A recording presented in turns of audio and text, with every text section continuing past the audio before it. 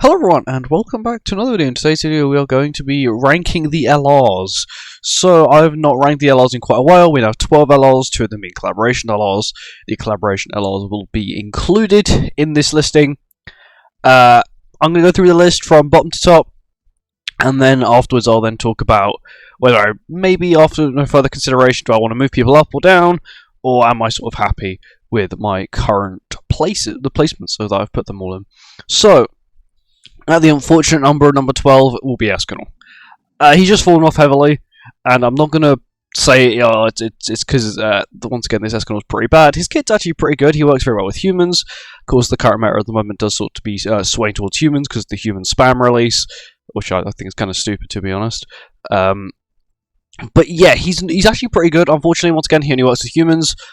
But of course, every Escanor that releases is always really good. He's in a festival, because Escanor doesn't get any like seasonal variants for some reason. Because they're always seasonal, or always like festivals or LRs. You know, all these big characters. The previous Escanor gets completely chucked out the window. This Escanor was only good because humans. You know, he was good at the start, but you didn't really have too many good humans. And over time, you know, you had Arthur, you had Nalfamy, you've got all these characters where, yeah, he was good for a while, but now the problem is that he doesn't have death damage.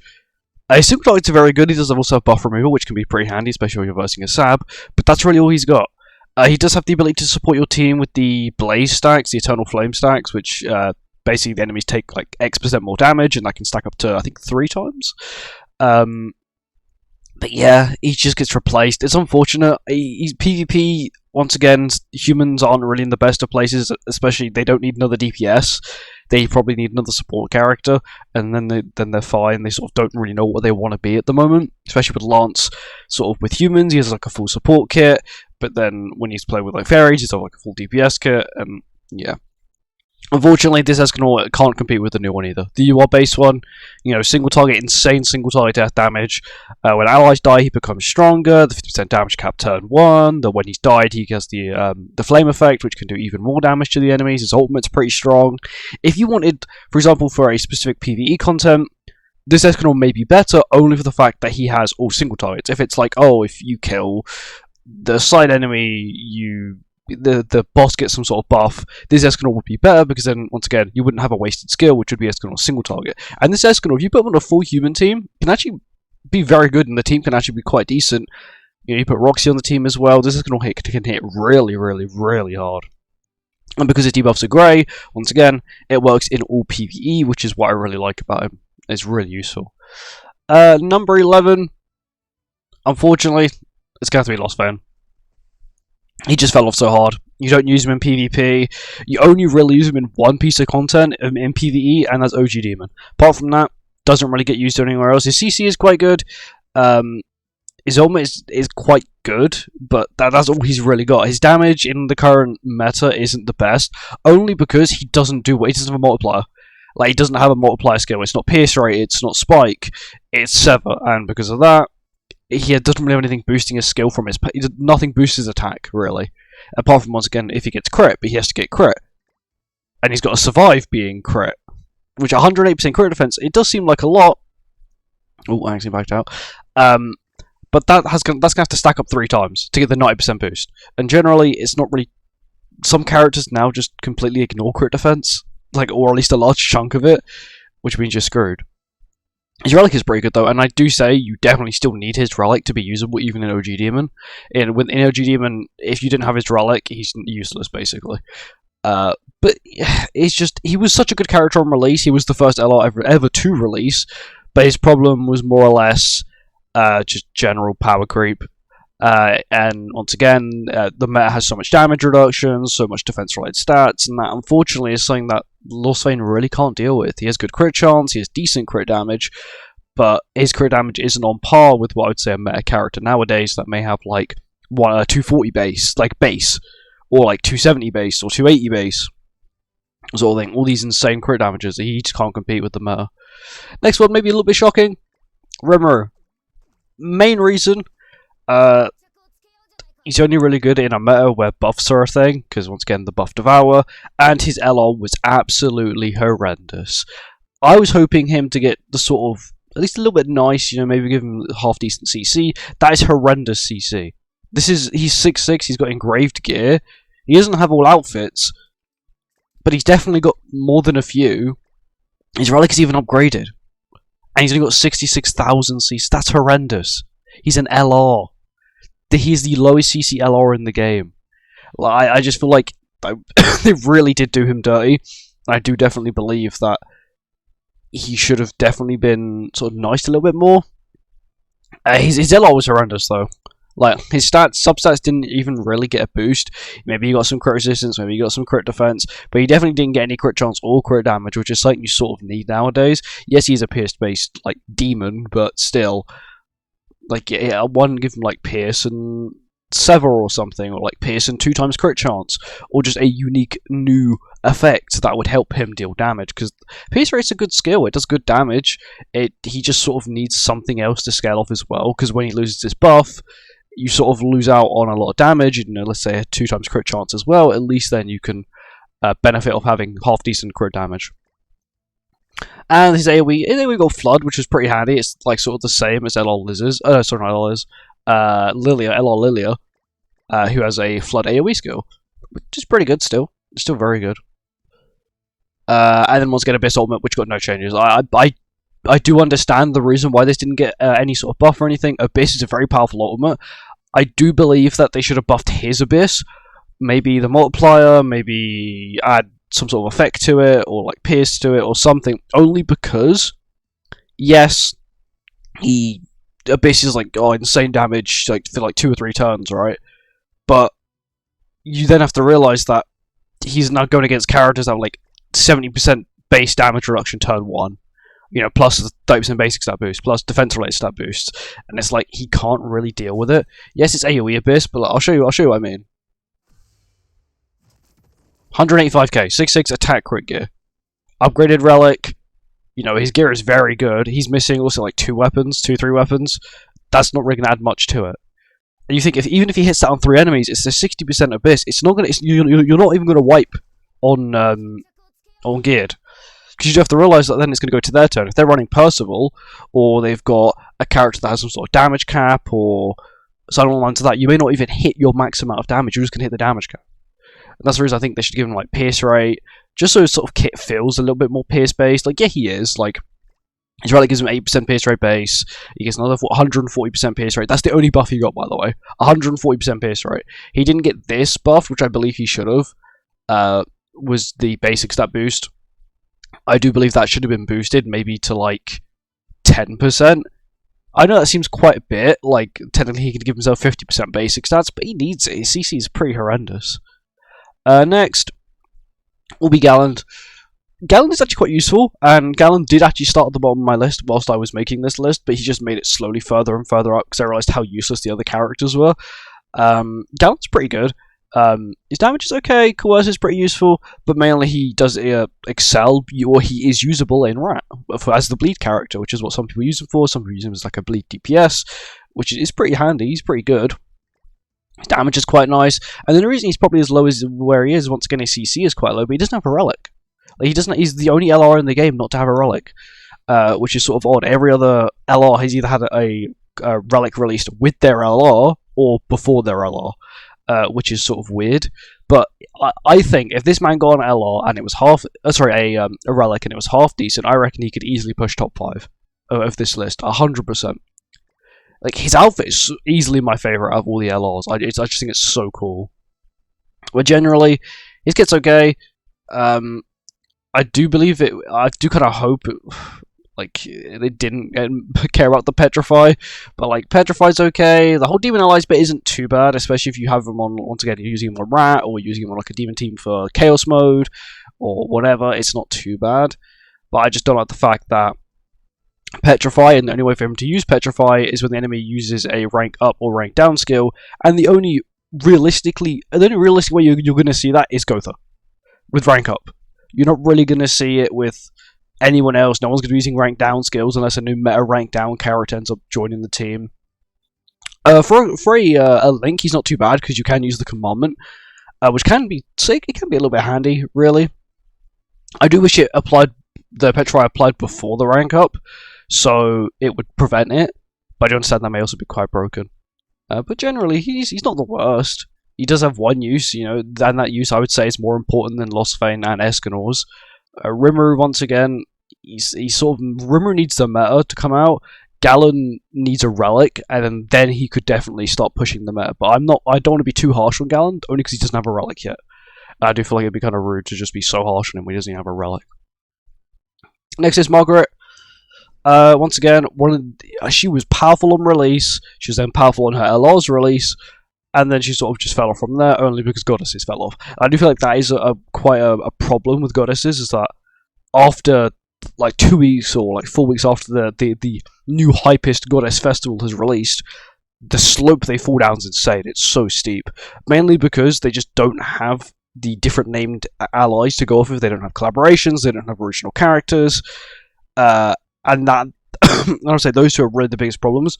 They don't have many characters to pick from, because they don't have collaborations, they don't have original characters. But generally, Margaret's not too bad. As a link, I still use her today as a link, because a link's pretty good. Increase the hero's attack by 5% for each buff stance on the enemy when using a skill. Pretty handy. Once again, doesn't work for like defense-based or HP-based, once again, allies that you're using. But for generally, most characters are attack-based, so it's not too bad, especially if you're versing an unknown team. But Margaret's not too bad in PvP. Every single time the goddess team comes out, you will definitely see Margaret on that team, only because, once again, you have the insane damage reduction, you have damage increase, you've then got basic stat boost, you've then got, once again, more damage reduction, more damage increase, you've got crit resistance lower, which can actually be pretty handy in today's meta, especially against humans, or really that's all I can think of. Humans or unknowns are really the two tankiest teams. Rome is also not too bad as well, with the ability to disable at 6/6, which is pretty handy. Multiplier, standard multiplier. With her LR, she did actually get a buff to it, which increases all damage taken by 50%, which makes her ultimate do a lot more damage, but also if you're running Mael with Mael Relic, you're looking at insane Mael damage, or, the new Queen Liz with Queen Liz Relic. Just generally, she's okay, and she can also be used in Nidhogg if you do not own Red Margaret, which I don't know how you don't own Red Margaret, because she was free about 3 weeks ago. But yeah, generally she's not the worst. Definitely seen worse LRs. She has her odd uses every now and again. She's definitely not the worst. On to the next one, which is Zeal. Zeal's sort of one I didn't know where to put. So, Zeal's number 7. The one above, number 6, I wasn't sure to switch them around or not, only because Zeal can be quite handy. He can be used for Rat, he can be used for PvP, because he can battle decent damage in Chaos mode, but that's really all he's got going for him, are those 2 game modes. Also because he's got decent CC, maybe even Hero Arena, if you really wanted to. Because his relic's pretty handy, increase basic stats by 6% up to 5 times, so 30% basic stat boost, and that is not linked to a race or a characteristic, which is really nice to see. It might just require him to remove ult gauge either from his ult gauge by using his own commandment, or through his skill, which does remove ult gauge. But generally, he's not a bad character. Like, we're getting to a point where, I'm not, a lot of the LRs aren't bad. They just have gone past their prime, or they've sort of been replaced in the content that they were very good for. Like, I still use this Zeal for Red Demon, but realistically, does anyone care about Red Demon? Just stick it on auto and just let it do it. I just go to the, see who's, looking for it, and then just invite whoever's looking for a Red Demon. I just stick it on auto. Because, the Zeal's good, but I definitely feel like there's so many better characters to replace him in everything he does. But generally, he's a super cool character. On release, he was also okay as well. He had the ability to one-shot if you had a certain setup. But there's still, once again, the problem is that he is so crit-based. If he misses the crit, he's screwed. Even with his insane crit chance boost at the start of the turn, which is another 100%, so that puts him at 232%, he still can miss.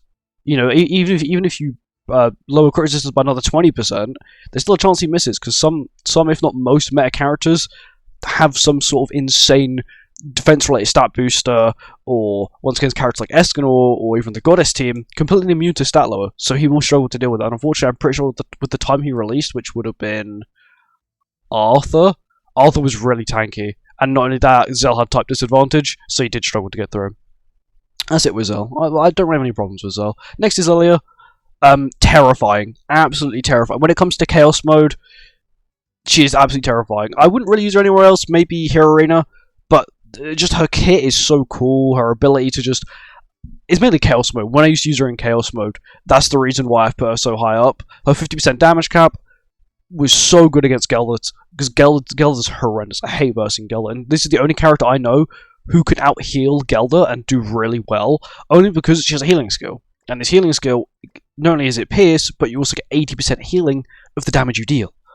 Yes, technically that gets lower and lower, but once again, she has good Pierce rate. Sorry, she has good healing, lifesteal, so she can self-heal.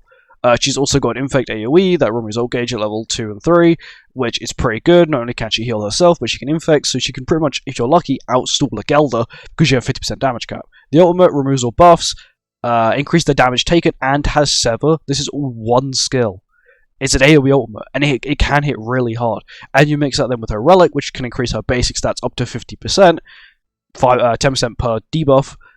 She could be a real menace to deal with. Her stats-wise, crit chance is okay, crit damage is low, crit resistance and crit defense are actually pretty good, lifesteal is pretty good, pierce rate is very good, and resistance is actually very good. She actually got quite nice when it came to substats. Her main stats CC, 72k, isn't the highest.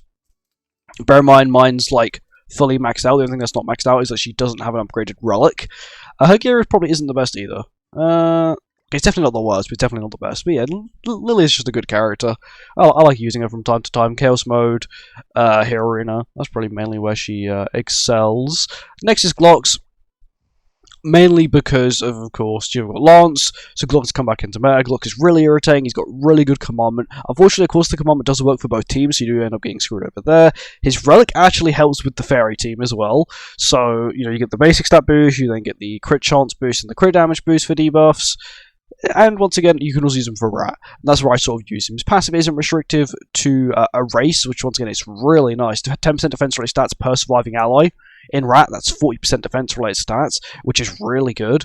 And then also, once again, if we go back to PvP, you've got Lance. Lance with fairies is sort of just, he tries to boost their attack and all their stats. But this way, Glocks can come in and sort of increase their defense-related stats, which is sort of what is needed nowadays because there's so many characters that can deal stupid amounts of damage really quickly. But not only that, you don't want to get hit by a super powerful spike skill. I don't think there actually is any super powerful spike skills currently in the meta. But once again, you can stop characters like Melum from critting, which is insane. If you can stop Melum from critting, insanely powerful. He also has attack seal and a buff seal, which is really handy, especially against Sins. Of course, if you kill Melee. If you don't kill Melee, he will just cleanse one of them. I don't know which one he cleanses. Bleed also, it's okay. Once again, that sort of gives him his place in Rat, which is nice. I actually like using Glocks in Rat, only because you get the extra defense boost, your team feels a little bit tankier, and it's kind of handy. Relic-wise, Rune Relic, it also gives you debuffs after the Relic, after the ultimate is popped, which is pretty handy. It just lowers their basic stats by 30%. I'm not sure if that scales with ult level, because I've always had him 6/6 since he had an LR, so I don't know if that scales with ult level. But 30% basic stat boost afterwards is pretty handy, no matter what team you're versing, of course, unless you're versing like Goddesses, or you're versing Melee, because if you verse Melee, he'll just remove the first one, which will be the attack buff, the attack lower, so that they'll only have the defense and the HP low, which isn't really too handy. But generally, he's just a good character. Support, he's a really, really, really good support defense booster. His passive is really basic but really good. His relic's really good for fairies in PvP. And his commandment only works in PvP, which is really nice. It means in PvE you don't really have to deal with it, and it can actually be really clutch sometimes. But it can also kind of screw you over if you don't have to play against it. On to the top 4 now. First one will be King, only because he is so strong. Of course, he had the buff. He was meant to have pierce rate, but they made an oopsie, and now he's got Spike. He gets a rank up turn 1 if all his team is fairies. I think fairies and Sins. He also got this insane healing skill that gives you a HP-related stat boost, which is really, really, really powerful. He's got an ultimate that increases your attack-related stats for your allies by 30%, which is absurd. He gives 20% basic stats, 40% crit resistance lower, and this is the reason why Lance is really, really, really good. Is because of that. It's because he works so well with King. If this LR King wasn't a thing, Lance would be really bad. Only because you got crit resistance lower, Lance does struggle to crit, 40% crit resistance lower, which is really handy. You mix that with Glock's relic, which can give you another 15% crit chance. You just let that stack on top of each other. It's really powerful. And he also works in the back as well, which is even handier. And not only that, He deals 80% more damage to enemies that are debuffed, and he passively applies a debuff every turn, which is really powerful. And the Petrify is actually really handy as well, because you can use that to, get rid of a Diona stance and then target Melum, or, just anything like that, really. Just the ability to petrify an enemy is really good, because there is no character that is immune to petrify, unless they got Ludociel Grace, which you're not really going to see, because it is horrendous CC nowadays. Now on to number 3, which is the Queen Diana herself. Insane tank. This new alot makes her absurd. She's not stuck to one race, which is what I love. I love to see characters that are not stuck to a race or a characteristic, because it just makes them more usable on other teams with other combos. It sort of makes them feel generally more useful. She got an insane attack boost. She got a damage dealt increase. She got the max damage she can deal has been increased. Every time she applies a stance, she gives her team a 15% attack related stat boost. She gives herself a 60% damage cap when she has a stance applied. She now lowers enemies' HP related stats, and that's why it's really good. HP related stats. So it's lifesteal, you can lower someone's lifesteal, and that scales as well. The damage also got slightly increased, as you can see here, with the really odd numbers. Which is really handy. Pulverize is also quite a good skill to remove Volt Gauge. Stance itself also got a very minimal boost, but still a minimal boost is still a boost. And her armor also, I don't think it got a multiply boost or an effect boost. It just got the decreased enemies' HP related stats, which is actually quite handy still. It just means that she'll have to go through less health when she's just obliterating the team, because she can deal so much damage, man. Relic gives you a 30% damage increase. She's so useful, and she was given out for free, which is what I love. She was given out for free, I think, twice during the release of her LR, and she's a Festal, and she's a really good Festal at that. PvE-wise, you can use her in Demon King, you can use her in, general story if you're stuck on story, because she's a really good tank. You have a Ratomio. Ratomio sort of does get boosted if you boost your HP related stats, so you don't just heal the normal amount, you heal the normal amount plus a little bit extra based on your HP related stats, which is really nice, and that's why she's really, really good. And also the outfit is really clean. It does suit kings. Once again, their outfits are sort of designed to go together. They both have the same headgear, because I think that's sort of to replace giving them complete new characters. Number 2 is Melum. Yeah, not surprised. I didn't give her number 1. If you've been keeping track, you know who number 1 is. It's Liz. She's okay. Melum's okay. Just PvE, she sort of isn't the best, and I feel like Liz is so much better in PvE, and I would rather take Liz over Melum when it came to completing PvE content. Like Melum is quite good for specific PvE content, but the fact that her single target damage mainly comes from the fact that she needs to kill something in PvE, you don't really get that. You have to kill the end of the phase, and normally they have some sort of insane damage cap, or they don't have an insane HP boost, because that's what her single target is based off of. The damage increase based off the amount of additional HP they have, and of course that once again also scales with ult level. The only thing I do love about Melum is the fact she not only has an absolute powerful, super powerful passive, she doesn't have applicable allies. She works with everyone. She doesn't work with only unknowns or only collabs. She works with everyone, which is really nice to see, especially for a DPS. You don't really see that very often with DPSs, the fact they work with everyone. But she's just really well. She works with everyone. You got the AoE damage protection, turn 1. The hero is immune to all stat lower, which is insane. It's like stuff that Escanor gets. Like, it's just a bunch of random stuff they tacked on there makes her so much stronger. Ignores 100% crit resistance. Her relic gives her a guarantee attribute advantage, which means every skill she plays guarantees attribute advantage. Imagine against that like dogs, where they're dark and light, they don't really have an attribute advantage or disadvantage. She can now hit them for attribute advantage, which is another 30% increased damage dealt, which is really good. And generally, she's got absurd CC. If I was to give her a HP defense set real quick, there you go, 76,000 CC, which is a lot of CC. She's cool. Once again, she is 6'6", she has all outfits, she's got relic, her relic's upgraded, all that kind of stuff. But she's just a very good character. And of course, number 1, no, that is Leia again. Is Liz. Just PvE queen. Like, I'm still going to give it to her. She is still the PvE queen. She's so good. She basically makes specific content that is unbeatable. Well, if you don't have her, certain content is literally unbeatable. For example, if you don't have Liz doing things like... I forgot the game is called now. Nidhogg can actually be quite hard. You can use Queen Liz, but once again, you're then gambling on the fact that you can pull the boss with Red Margaret. You need Red Margaret then, to be able to heal. But this list, she provides so much. Not only can she provide you with 30% basic stats, she provides you with 15% HP related stats. You've then got a cleanse plus an insane defense boost, which at level 3 also gives you debuff immunity. You've got a healing skill that also removes buffs. It's also got flood as well, so she can actually deal quite good damage. You have passive healing here with the insane increase of recovery rate. You've got an extra old gauge every time she plays a skill, or for her of course, and she gives you 30% basic stats. And then you've also then got 30% attack related stats, which this does scale with ultimate. I think it's 5% per ultimate, ult level. 30% attack related stats plus insane healing, 2 old gauge for everyone. She provides so much, I don't think she can be topped. They're going to have to release a PvE only god just to be able to beat her. She works everywhere, she's not stuck to a race. Insane healing, insane basic stat boost, insane utility, cleanse, defense boost, all these things. I don't know, she's actually got half decent substats. For a character playing a support role, 110%, she has more crit resistance than crit defense. That is something you never see, ever. I don't think I've actually ever seen that, ever. She also got insane resistance, lifesteal's pretty low, but that's fine. Pierce rate's high, crit chance is okay for a support, crit damage is okay for a support.